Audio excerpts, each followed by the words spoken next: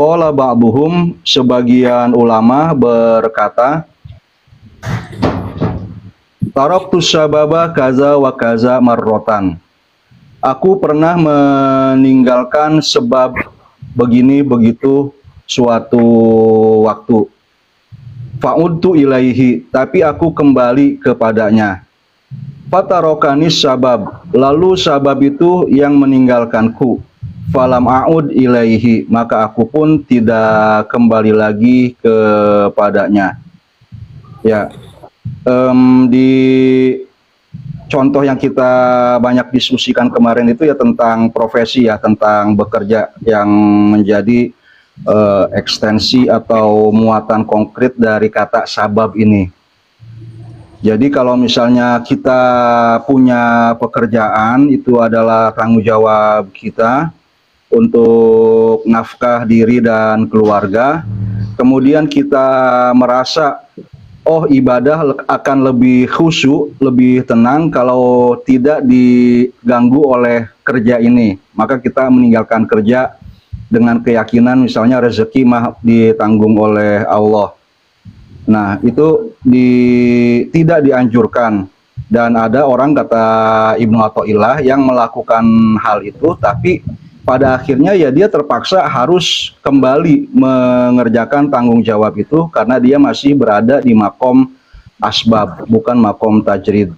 Tapi jika sebab itu yang meninggalkan dirinya, artinya Allah yang memindahkan dia ke makom tajrid, maka dia tidak akan kembali lagi ke sana. Qala Ibnu Athaillah As-Sakandari berkata, wadakhaltu, ini dia bercerita tentang pengalamannya.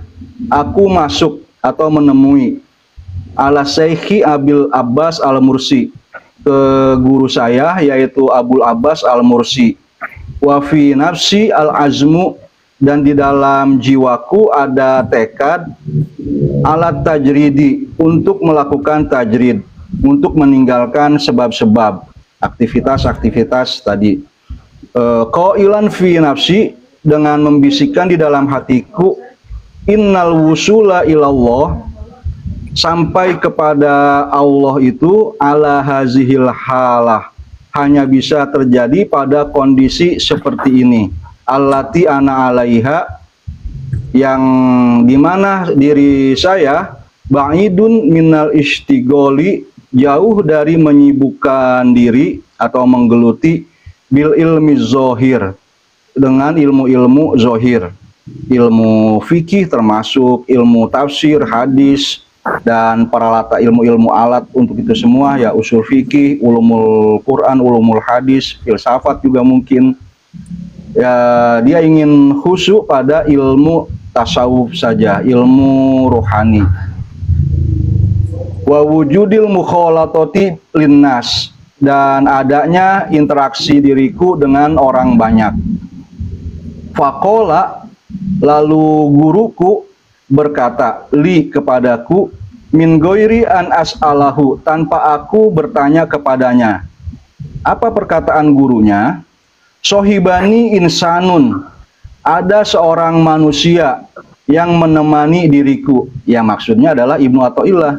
Mustagilun bil ulumi zohiroh, yang masih harus berkecimpung dengan ilmu-ilmu zohir. Wa mutasoddirun fiha, dan ya berkecimpung juga atau mencari kedalaman ya. Sodrun kan dada, di depan, mencari puncak penguasaan keilmuan di sana, meniti karir keilmuannya ya, gitu ya, atau penguasaannya supaya masih lebih dalam lagi. Fazaqo min hadza tariqi syai'an, lalu orang itu merasakan sesuatu di jalan yang dia tempuhnya. Faja'a ilayya faqolali, lalu dia menemuiku dan berkata kepadaku, ya sayyidi, guruku, akhruju amma ana fihi, bolehkah aku keluar dari kondisiku sekarang? Wa atafarrogu li suhbatika, dan aku berfokus untuk menemani dirimu.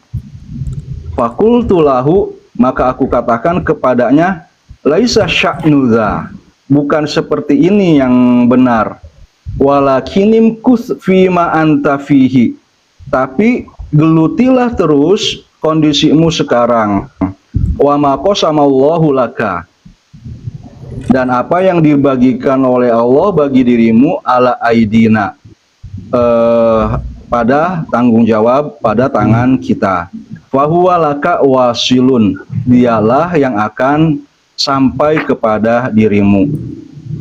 Tsumma qala Syekhu wa nazara ilayya, kemudian Syekh Al-Mursi berkata kepadaku, wa hakadza sya'nus siddiqin, seperti ini jugalah kondisi as-siddiqin, orang-orang yang pembenaran atau keimanannya kepada Allah itu pada level benar-benar percaya, benar-benar yakin.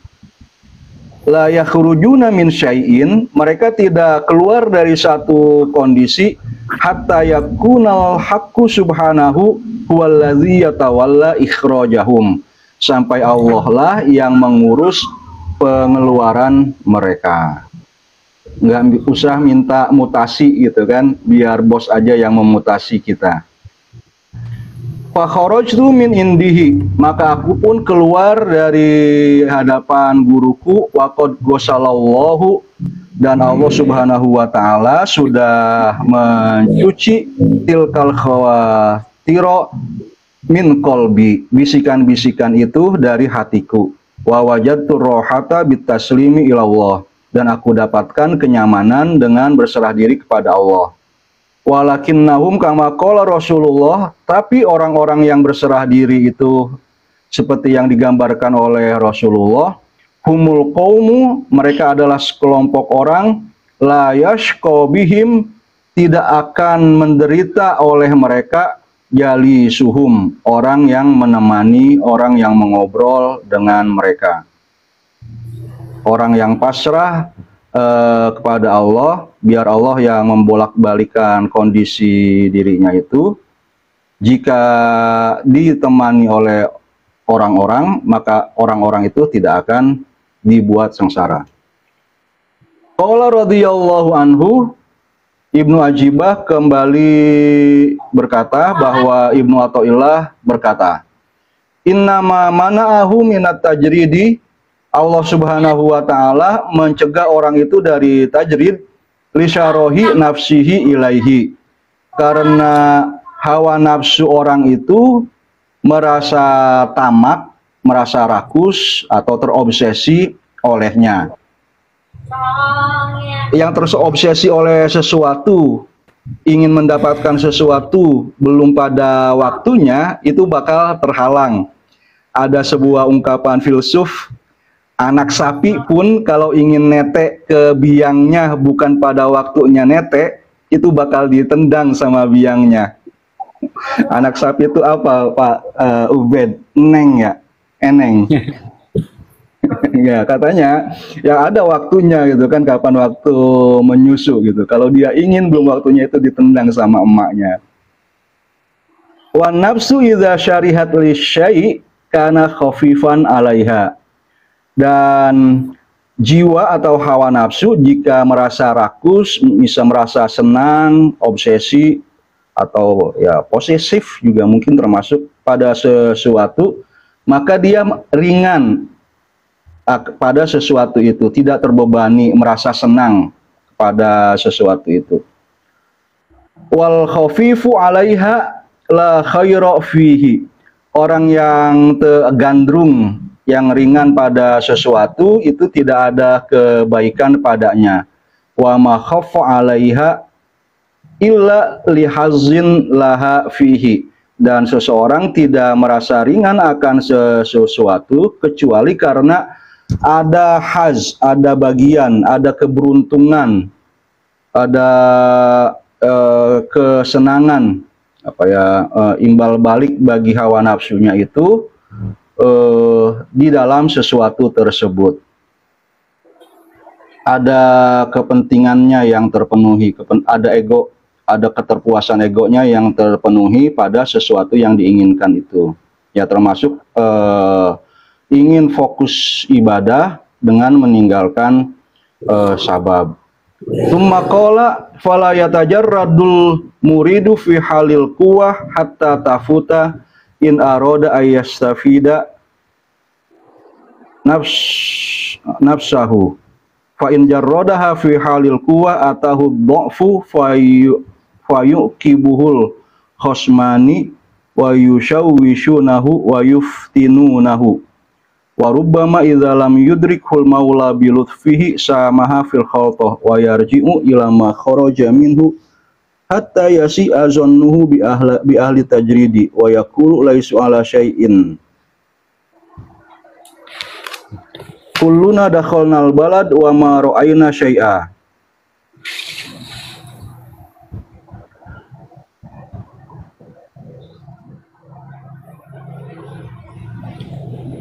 Seorang murid fala yatajarrodul murid.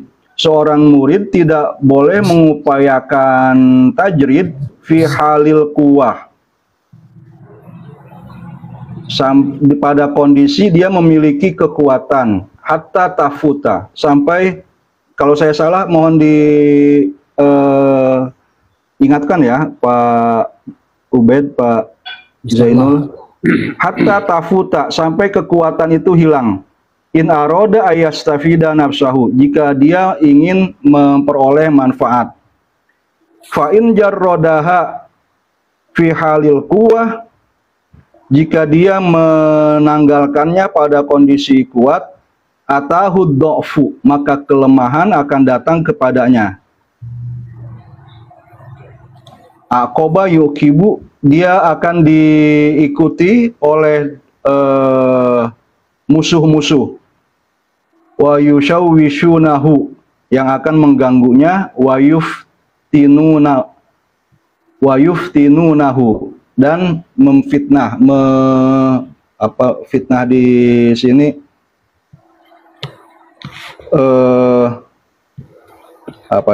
menipu juga. Warubbama idza lam yudrikhul maula bi lutfihi, boleh jadi kalau Allah Subhanahu wa taala tidak adroka yudrik, tidak mendapatkan dirinya, tidak menyentuhnya ya, tidak menemukannya dengan kelembutannya, samaha fi khaltah, maka Allah atau dia yang akan menoleransi pergaulan, percampuran dengan manusia. Atau khaltah. Ini agak di luar ini. Tadi mungkin terlewat ya, saya nggak baca terlebih dahulu. Bagian bawahnya saya sudah baca. Sama dengan mukhalid kan ya? Gimana? Sama dengan mukhalid kan? Iya, mukholidnya dengan manusia ya. Iya. Wa yarji'u ila ma kharaja minhu, lalu dia akan kembali kepada sesuatu yang ia tinggalkan, yaitu kondisi sabab. Hatta yasi'a zannuhu bi ahli tajrid, sehingga sangkaannya terhadap orang-orang yang memang sudah bisa tajrid menjadi jelek. Wa yaqulu, lalu dia pun berkata, laisu ala syai'in, mereka tuh bukan apa-apa. Kulluna dakhalnal balad, kita semua sudah memasuki negeri itu, negeri para mutajarrid. Wa ma ra'ayna syai'a, tapi saya tidak melihat apa-apa. Kalau saya memahaminya kayak dalam ilustrasi itu ada serigala yang ingin anggur, tapi anggurnya tinggi. Dia lompat-lompat, nggak nyampe-nyampe, akhirnya dia tinggalin aja itu anggur dan dia bilang, nggak usah diupayakan, rasanya juga asem. Jadi pada mulanya dia sangat menginginkan untuk tajrid, tapi setelah dia masuk ke tajrid karena bukan makomnya, dia terpendang lagi pada kondisi awalnya, lantas dia mengatakan, para sufi juga yaitu banyak pikiran jeleknya yang muncul. Waladzi yasqalu alaihi tajrid awalan huwaladzi yang bagilahu ayat tajarrod. Orang yang merasa berat bagi dirinya untuk melakukan tajrid pada awalnya, dialah orang yang layak untuk melakukan tajrid. Li'annahu ma saqala 'alaiha illa haitsu tahaqqaqat anna unuqaha tahta sayfi mahma harraka yadahu qata'a audajaha. Karena bertajrid itu tidak akan terasa berat kecuali jiwa orang itu sudah mengetahui dengan benar bahwa dirinya berada di bawah ancaman pedang. Bagaimanapun dia menggerakkan tangannya, maka dia akan memotong nadi-nadinya. Intahal maksud minhu. Nah, itu dia pembahasan tentang yang pertama. Tentang bagian kedua, orang yang sudah sampai pada level tajrid lalu menginginkan asbab. Kalau kita kembali itu agak panjang juga ke atas ya, saya belum hafal itu. Kembali aja dulu deh.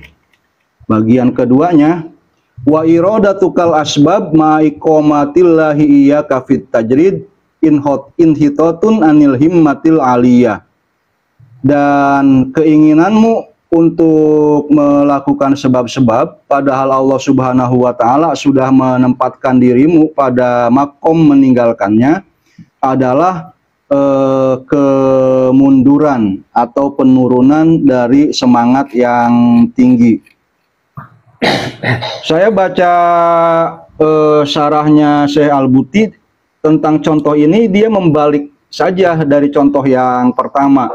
Kalau contoh yang pertama itu adalah orang yang punya tanggung jawab keluarga, lantas ya berarti dia harus menafkahi, harus bekerja, lalu ada bisikan di hatinya, oh lebih bagus saya tinggalkan kerja ini supaya saya bisa khusyuk ibadah. Itu tidak baik. Maka yang di sini itu kebalikannya di contoh sana. Orang yang misalnya nggak punya tanggungan keluarga atau ke anak-anaknya itu sudah mentas semua ya, istilahnya seperti itu. Sudah bekerja, sudah menikah mandiri. Kemudian ya dia punya penghasilan yang bisa mencukupi kebutuhannya bersama pasangannya, istrinya gitu. Tapi misalnya dia masih belum mau pensiun, masih pengen menambah pundi-pundi kekayaannya. Nah, itu dia termasuk pada kelompok ini. Orang yang masih menginginkan mengerjakan sebab-sebab, padahal Allah Subhanahu wa taala sudah menempatkan dirinya pada kondisi menanggalkan usaha itu, pensiun, khusyuk untuk beribadah kepada Allah. Dan menginginkan itu berarti semangat ibadahnya itu turun. Kalau di ringkasnya di buku syarahnya Syekh Al-Buti itu contohnya seperti itu. Baik, bagaimana keterangan dari Ibnu Ajibah? Wa ammal mutajarridu, adapun orang yang sudah menanggalkan sebab, idza arada ruju'a ilal asbab, jika dia menginginkan kembali kepada sebab-sebab, min ghairi iznin shorihin, tanpa izin yang tegas, tersurat, Jelas. Dari siapa Pak Ubed? Dari gurunya? Toreh Dari biasa kalau di kitab fikih. Dari guru dari guru spiritualnya gitu ya? Ya. Atau dari ilham, dari kasafnya?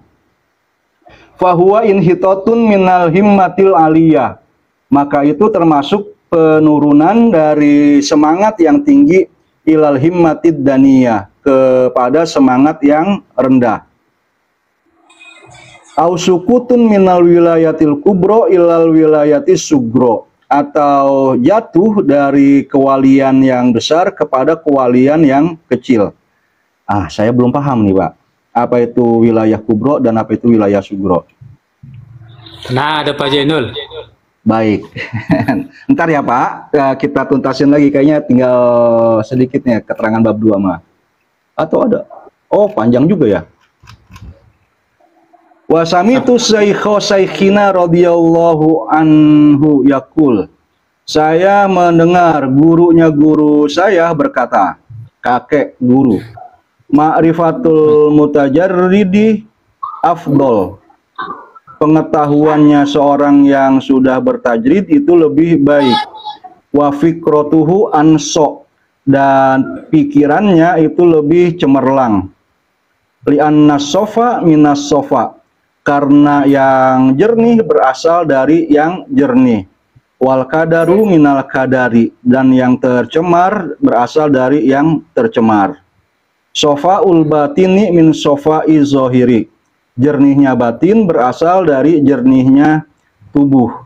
Wa kadarul batini min kadari zohiri, dan tercemarnya batin itu berasal dari tercemarnya zahir. Wa kullama zada fil hissi naqasso fil makna. Semakin apa yang ada di dalam indera bertambah, maka apa yang berada dalam makna berkurang. Wa fi ba'dil akhbar, dalam sejumlah riwayat, iza akhazal alimu syai'an minad dunya, jika orang alim menggenggam dunia, naqasat darajatuhu indallah, maka berkuranglah derajatnya di sisi Allah. Wa in kana kariman Allah, meskipun dia mulia pada Allah. Mau apa namanya? Ya, apa bisa diterjemahin ini? Memberikan kontribusi kepada Allah. Naqasat darajatuhu indallah wa in kana kariman Allah, meskipun dia baik kepada Allah. Kan di bagian yang atas kita sudah baca ya, nggak boleh merasa kita melakukan kebaikan kepada Allah tuh, yang harus menyandarkan pahala dan ridho Allah juga kepada rahmatnya Allah, bukan kepada amal kita. Ya, artinya golongan atau pangkatnya yang semula sudah tinggi, ketika dia terjun masuk ke situ sehingga golongannya turun atau pangkatnya itu. Yang saya pahami itu tuh dari kata-katanya tadi. Oke. Wa amma man uzina lahu fis sabab, sedangkan orang yang diizinkan untuk melakukan sebab, fahuwa kal mutajarrid, maka dia sama posisinya dengan orang yang melakukan tajrid. Idza sorohina izin sababohu ubudiyah, karena pada waktu itu sebabnya menjadi penghambaan dirinya. Mungkin kayak begini ya Pak, jika kita menilai rendah posisi uang atau kekuatan finansial, kekuatan jabatan dalam melakukan dakwah, dengan alasan apa namanya, ya ikhlas tulus pada Allah, itu sikap yang salah. Karena jelas kekuatan finansial, kekuatan jabatan itu dampaknya sangat besar pada Allah, pada dakwah kita. Jadi kalau ada di antara kita, tadi kan ada apa namanya, iza akhozal alimu syai'an minad dunia, itu ya bagian awalnya. Jika ada orang alim yang punya jabatan, jadi menteri, jadi komisaris perusahaan, itu kan nggak lepas dari apa namanya, cemoohan. Betul. Iya, tapi kalau dia bersama guru spiritualnya atau antara dirinya dengan Allah merasa bahwa walaupun dia sudah berada di makom tajrid, tapi dia diizinkan untuk ya mengejar kekuatan-kekuatan tadi. Maka sebenarnya dia tidak turun ini. Jadi paragraf ini tuh harus dimaknai nakosot darajatuhu indallahnya itu jika memang ahzul alim syai'an minad dunyanya itu li ajli dunya. Ya, ajli dunya. Iya. Tapi kalau Tergantung dia yakin dapat izin dari guru spiritualnya, jiwanya yakin bahwa itu bukannya untuk dunia tapi untuk kepentingan dakwah, bahwa kal mutajarrid. Tetap aja dia di posisi mutajarrid.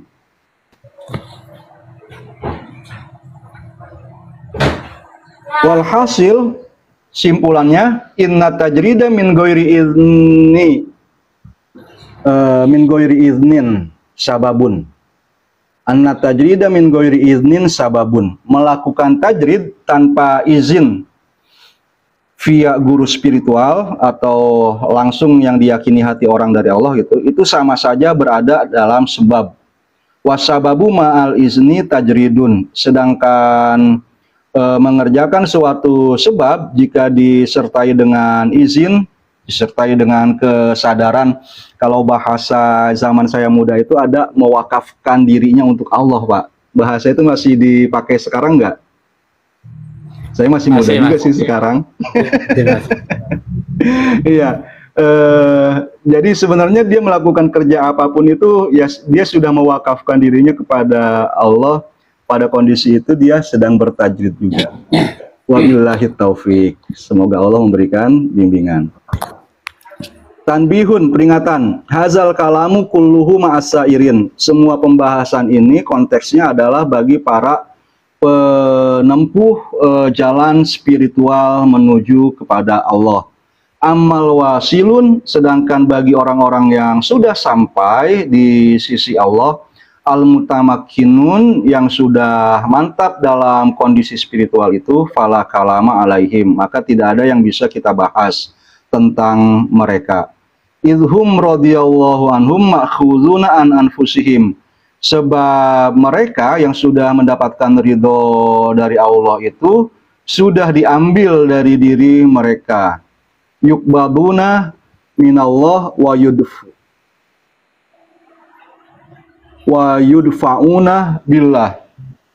Mereka digenggam, kalau al-qabdu itu kan menggenggam dari Allah, wa yudfa'una, dan mereka melepas, mengambil dan memberi, semuanya karena Allah. Qad tawallal haqqu ta'ala umurahum, Allah sudah mengelola, mengurus semua urusan mereka. Wa hafizu asrarahum, dan menjaga sir, rahasia-rahasia hati mereka. Wa harasa qulubahum, menjaga hati mereka, bijunudil anwar, dengan tentara cahaya. Fala tu'thiru fiha zulamul agyar, sehingga kegelapan-kegelapan duniawi, agyar ini nampaknya dunia juga di beberapa kata, tidak mempengaruhi diri mereka. Wa alaihi yuhmalu halus sahabati fil asbab. Seperti inilah kita harus menafsirkan kondisi para sahabat fil asbab, yang melakukan sebab-sebab pekerjaan-pekerjaan tertentu. Wa nafa'ana bi barakatihim, semoga kita mendapatkan berkah mereka. Wa alam annal mutasabbib wal mutajarrid amilani lillah, bahwa orang yang masih mengerjakan sebab atau yang sudah menanggalkannya, keduanya sama-sama bekerja untuk Allah. Idz kullu wahidin minhuma hasalalahu sidqut tawajjuh ilallah, sebab keduanya sudah sama-sama memiliki keyakinan yang teguh bahwa dia harus mengarah menuju Allah. Hatta qala ba'duhum, sampai sebagian mereka berkata, masalul mutajarridi wal mutasabbibi ka'abdaini lil malik. Perumpamaan orang yang bertajrid dan yang melakukan sebab seperti dua budak raja. Qala li ahadihima i'mal. Raja berkata kepada salah seorang mereka, bekerjalah. Wakil, apa itu bacanya, Pak? I'mal Ya, mal. Wakulu.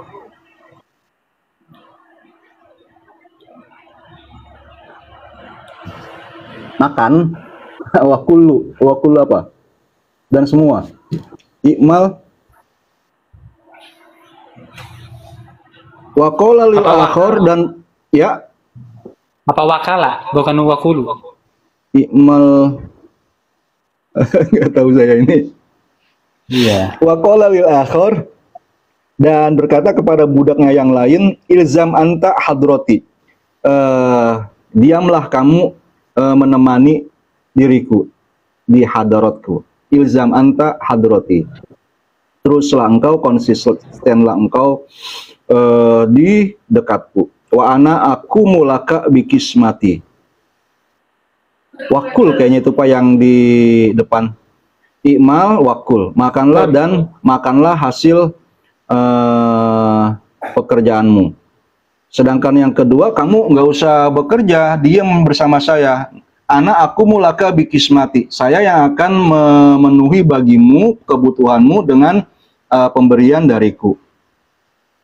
Walakin sidqat tawajjuhi ful mutajarridi aqwa. Akan tetapi keteguhan keyakinan orang yang mengarah kepada Allah sambil melakukan tajrid itu lebih kuat, likillati awaikihi, karena penghalangnya sedikit.